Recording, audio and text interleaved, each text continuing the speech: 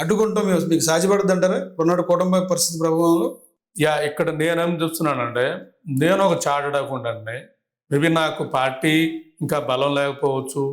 Maybe మా మా మా రైతు సోదరులు నన్ను పార్టీ వారీగా మేబీ వాళ్ళ అభిమానంతో నన్ను దూరం పెట్టొచ్చు. కానీ నాకున్న తెలివితేటలు, నాకున్న నాలెడ్జ్‌తో దీన్ని ఎంతవరకు ఈరోజు తీసుకొచ్చానంటే నేను చేయగలిగాను కదా. డెఫినెట్గా కందుకూరులో జిందాల్కి ఇవ్వాలని అనుకుంటున్న ప్రైవేట్ భూములు ఏదైతే అంటే మాలకొండ అంటే మాకు దైవం ఆయన. మాలకొండ స్వామినే మీరు ఎత్తేసే పరిస్థితి అంటే ఆయనే మాకున్నాడు. మాకు ఎవరో వెనకండ కాదు, మాకు మాలకొండ స్వామి ఉన్నాడు. కాబట్టి నా శక్తి యుక్తులన్నీ కూడా ఉపయోగిస్తా. ఇది దేశ స్థాయి చర్చ పెడతానికి ప్రయత్నిస్తా. ఎందుకంటే జిందాల్కి 1,00,000 కోట్ల విలువైన కానీ ఐరన్ ఖనిజం కానీ వెళ్ళిపోతే ఇంకా కందుకూరు ప్రాంతం అమ్మిడిపోయినట్టు అవుతుంది. ఇంకోటి ఏంటంటే సెన్సిటివ్ ప్రాంతం, అక్కడ ఏంటంటే క్రైమ్ బ్యాక్గ్రౌండ్ ఉన్న ప్రాంతం. సో ఈ క్రైమ్ బ్యాక్గ్రౌండ్కి సంబంధించి ఈ మాఫియా శక్తులు కానీ కార్పొరేట్లు యాడ్ అయితే అసలు కందుకూరు ప్రజలు బతికే పరిస్థితి ఉండదు. అంటే వాళ్ళల్లో వాళ్ళు ఏ పార్టీలో అవ్వచ్చు, నేనైతే వాళ్ళు మా అన్నలు మా వాళ్ళు కానీ బాధించే విధానం ఉంటుంది. నేను డెఫినెట్గా ఆపి తీరుతాను. ఆపి అప్పుడు మీతో మళ్ళీ మాట్లాడే విధానం ఉంటుందని చెప్పదలుచుకున్నాను. సరే, ఈ పోరాటం క్రమంలో మీకు ఏమైనా బెదిరింపులు ఏమైనా వచ్చినాయి అధికార పార్టీ నుంచి కానీ లోకల్ స్థానికంగా కానీ? ఇప్పుడు ఈ ప్రాసెస్లో నేను ఊళ్ళలో తిరిగానని, అంటే నేను మామిడి తోటల్లో కూడా మీటింగ్లు పెట్టాను అన్నట్లు నాకు అక్కడ స్థానిక ఎస్ఐ అప్పుడు ఫోన్ చేసి డైరెక్ట్గానే ఫోన్ చేసి బెదిరించిన పరిస్థితి. దాన్ని నేను రోజు కూడా బెదిరింపులా ఉంటే రికార్డ్ చేసి ఇంకా పరంపరలో ఉన్నాయి. మళ్ళీ అలాగే నేను ఏదైతే హైవే దిగ్బంధనం జరుగుతూ ఉంటే హైవే దిగ్బంధనం ముందు రోజు ఫోన్ చేశాడు 28న ఫోన్ చేసి కందుకూరులో ఎలా తిరుగుతావు ఏంటన్నది ఎమ్మెల్యే. సో పెద్దగా దీంట్లో దాపరికం కూడా ఏం లేదు. 28 ఫోన్ చేసి నువ్వు చాలా ఎమ్మెల్యే 28 ఫోన్ చేసి నువ్వు ఎలా తిరుగుతావు కందుకూరులో అన్న విధంగా ఆ భాష. అలాగే మేము ఆ రోజు హైవే దిగ్బంధనం రోజు మేము వెళ్తే ఆ దిగ్బంధనంకి నేను వెళ్ళంగానే అక్కడ పోలీసులు నన్ను లాక్కెళ్ళాలి అంటే ఈవెన్ డోర్ కూడా పాల్గొడుతున్న పరిస్థితి. శంకరపద్మ గారు ఉన్నారు, డోర్ లాగేస్తా ఉన్నాను, దాంట్లో ఉంది తీసుకెళ్తానికి నన్నే. సో ఇక్కడ నాకు అర్థమైంది ఏంటంటే నేను అనే వాడిని ఎలిమినేట్ చేస్తే అవుద్ది అనుకున్నారు. ఈ కుట్రలోనే నన్ను అక్కడ మీరు అన్నారు కదా. ఇప్పుడు నేను ఒకటి భౌతికంగా భయపెట్టి ఎలిమినేట్ చేయటం అనేది ఆ నేతి మహేష్ వాడు ఎలాగ మొండోడు అనేది ఉన్నాయి. ఇప్పుడు రెండోది ఏంటి, అసలు రైతుల నుంచే మనల్ని దూరం చేసేసి మనం ఏమన్నా దానికి నెగిటివ్గా వెళ్ళే విధానం ఉంటుందేమో అనేది రెండో స్కెచ్లో 2 పార్టీలు కలిపి మళ్ళీ అవేలో అంటే అందరు నన్ను 10% రైతులు ఉంటారు కదా. సో ఎవరైతే లేదా 10% నాయకులు ఉంటారు కదా. సో ఇట్లా అలా దూరం చేసే విధానంలో ఆ రోజు చూశాను.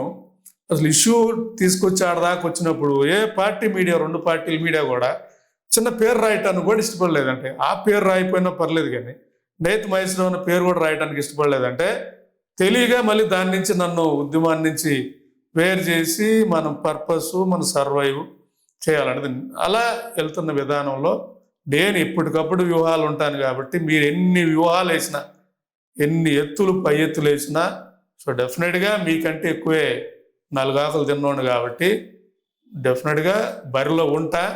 కందుకూరు ప్రాంతం అమ్ముడుపోయే ఈ విధానంలో మీ 2 పార్టీలను ఎండగడతాననేది నేను చెప్పదలుచుకున్నాను. సార్, భవిష్యత్తులో కరేడైన మన గ్రామం అసలు కనుమరుగు ఉంటుందంటారా? కనుమరుగు అయిపోద్ది. ఇప్పుడు ఏదైతే ఈ ప్రాసెస్ ఉందో ఆ మామిడి తోటలు ముఖ్యంగా చెప్పాలంటే నేను అనుకుంటుంది ఒక 3,000 ఎకరాల మామిడి తోట ఉందంటే ఇంచుమించు 1,50,000 మామిడి చెట్లు నరికేస్తున్నారు. అంటే ఆ మామిడి చెట్లు నరికినప్పుడు ఏమవుతుందంటే ఎకో సిస్టమ్ దాని మీద కోతులు అన్ని రకాల పక్షులు ఉంటాయి. అంటే ఒక సృష్టికే వ్యతిరేకంగా వెళ్తా ఉన్నారు వీళ్ళు, సృష్టికే వ్యతిరేకంగా వెళ్తా ఉన్నారు. కాబట్టి వాళ్ళ చర్యలు బయటికి వెళ్తే విధానం ఉంది.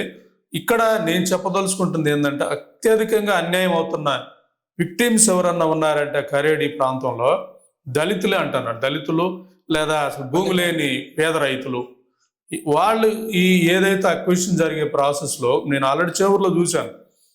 ఒకనొక ప్రాసెస్లో రైతులను బెదిరిపెట్టో లేదా ఏదన్నా ప్రలోభ పెట్టో భూమి తీసేసుకొని ప్రాసెస్ ఇనిషియేట్ అయిపోయినప్పుడు రోడ్డు మీదకి వస్తున్న ఒకే ఒక్క వర్గం ఎవరన్నా ఉన్నారంటే దళితులు.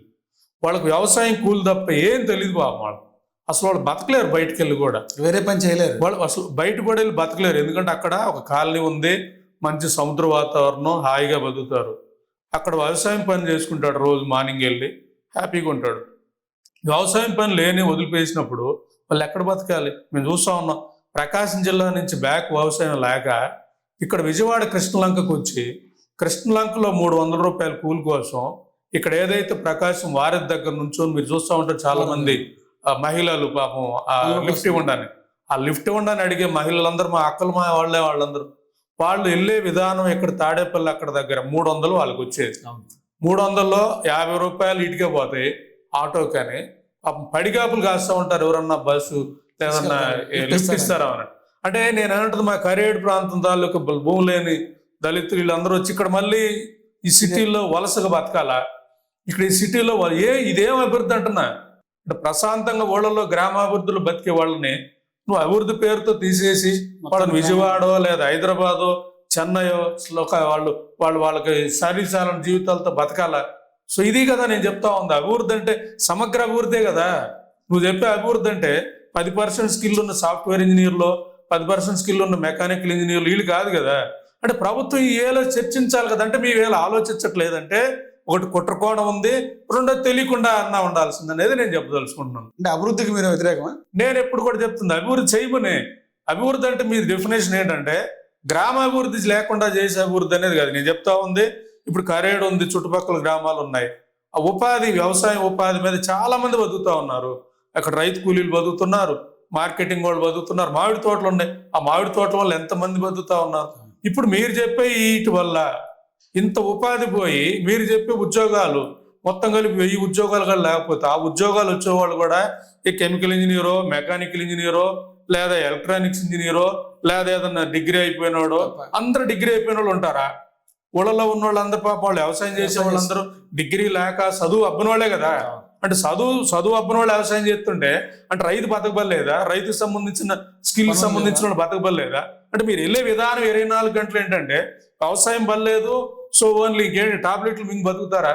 అంటే 24 గంటల ఆలోచన మీరు వెళ్ళే ప్రచారం అభివృద్ధికి వ్యతిరేకమా? అభివృద్ధికి వ్యతిరేకం అంటే ఏం అభివృద్ధి చేస్తున్నావు? గ్రామీణ అభివృద్ధి చేయాలి. గ్రామీణ అభివృద్ధి చేయాలంటే వ్యవసాయం లాభసాటి ఉన్న ప్రాంతాన్ని వదిలేసి ఎక్కడైతే బీడు భూములు ఉంటాయో, ఎక్కడైతే పంటలు పండవో ఆ ప్రాంతాన్ని అభివృద్ధి చేయాలి. కానీ ఇండస్ట్రీలు వస్తేనే కదా అభివృద్ధి చెందేది. ఇండస్ట్రీలు రావడానికి వ్యతిరేకించే వాళ్ళు మేము ఇదిగా చూస్తున్నాం. నేను అంటుంది అదే ఇండస్ట్రీస్ కి ఎవరు వస్తేనే ఉద్యోగ అవకాశాలు వస్తాయనేది ప్రభుత్వం చెప్పి. ఇప్పుడు నేను అంటుంది ఇండస్ట్రీస్ కి ఎవరు వ్యతిరేకం కాదు అంటున్నాను. మా ప్రకాశం జిల్లా నిమ్స్ ప్రాజెక్ట్ బొచ్చుడు ఎకరాలు ఉన్నాయి, మీ పామూరు సైడ్ బ్యాక్ ఉన్నాయి, చాలా ఉన్నాయి. ఇంతెందుకు మీ పక్కన నెల్లూరులోనే ఇంచుమించు 20-30 వేల ఎకరాలు ఉన్నాయి. మరి మీకు ఆ భూమి ఎందుకు అవసరం లేదంటే ఆ భూమికి ఎందుకు ఇక్కడ భూమి ఎందుకు కావాలి? రామాయపట్నం పోర్ట్ ఉంది కాబట్టి రియల్ ఎస్టేట్ వస్తుంది కాబట్టి ఈ పోర్ట్ పరిసర ప్రాంతాల్లో తీసుకొని రిసార్ట్స్ కట్టుకొని దీన్ని రియల్ ఎస్టేట్ వ్యాపారం వీళ్ళంతా రియల్ ఎస్టేట్ వాళ్ళే. ఇప్పుడు మా దరిద్రం కందుకూరులో మాకు పోటీ చేసిన ఎమ్మెల్యే అయినా, గెలిచిన ఎమ్మెల్యే అయినా, లేదా రియల్ చేసే వాళ్ళైనా ఆల్మోస్ట్ అందరు రియల్ ఎస్టేట్ బ్యాక్గ్రౌండ్ ఉన్నవాళ్ళే. అంటే రియల్ ఎస్టేట్ గురించి ఆలోచిస్తారు కానీ మరి రైతుల గురించి ఆలోచిస్తారు. మరి రైతు మీద ఆధారపడ్డ ఈ వర్గాలు ఉపాధి పోతుంది, ఇక్కడ అభివృద్ధి చంపేసి ఈ అభివృద్ధి కాదే అని ఒక రైతు బిడ్డ అయితే అర్థమవుతుంది. సో ఒక ఏదన్నా ఆర్థిక అంశాలు అర్థమైతే అర్థమవుతుంది, ఒక చాడ్డకుండా చదివితే అర్థమవుతుంది, లేదా ఏదన్నా లోతుగా ఆలోచించి తెలుసుకోవాలని తత్వం ఉన్నా కూడా అర్థమవుతుంది.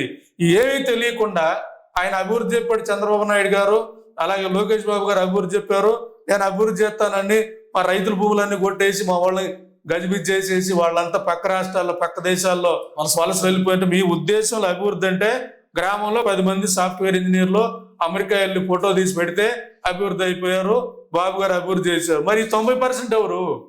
90% వాళ్ళు చదువు రాదు పాపం, వాళ్ళ ఊళ్ళో ఉండాలి ఇష్టం, వ్యవసాయం చేయాలని ఇష్టం, వాళ్ళ పెళ్లి కూడా అవట్లేదు. ఈరోజు సంబంధాలు కూడా వచ్చే పరిస్థితి, పెళ్లి కూడా అవట్లేదు. ముఖ్యంగా కొన్ని కులాల్లో, పెద్ద కులాలు కమ్మారెడ్డి కాపులో అది పిల్లని కూడా ఇవ్వట్లేదు. వాడి వ్యవసాయం అంటే వాడిని పురుగును చూస్తున్న విధానం. మరి ఎక్కడ ఉంది అభివృద్ధి? మరి ఎక్కడుంది అభివృద్ధి? నువ్వు చెప్పే అభివృద్ధి అంటే నీకు తెలియక, అంటే నీ ఉద్దేశం వెళ్ళే విధానం జనాలను 24 గంటలు అభివృద్ధి చేశానని గొర్రెలు చేయటం కాబట్టి అదే చాడకుంటుండగా ఆర్థిక అంశాల మీద పట్టున్న వ్యక్తిగా ముఖ్యంగా నేను రీసెర్చ్లు ఎక్కువగా ఎకానమీ మీద చేస్తాను. ఎలా ఎకానమీలో అభివృద్ధికి ఎలా ఏంటనేది అంత స్టడీ లోతు చేశాం కాబట్టి నేను ఇక్కడ ఇది అభివృద్ధి కాదు విధ్వంసం అనే చెప్తున్నాను.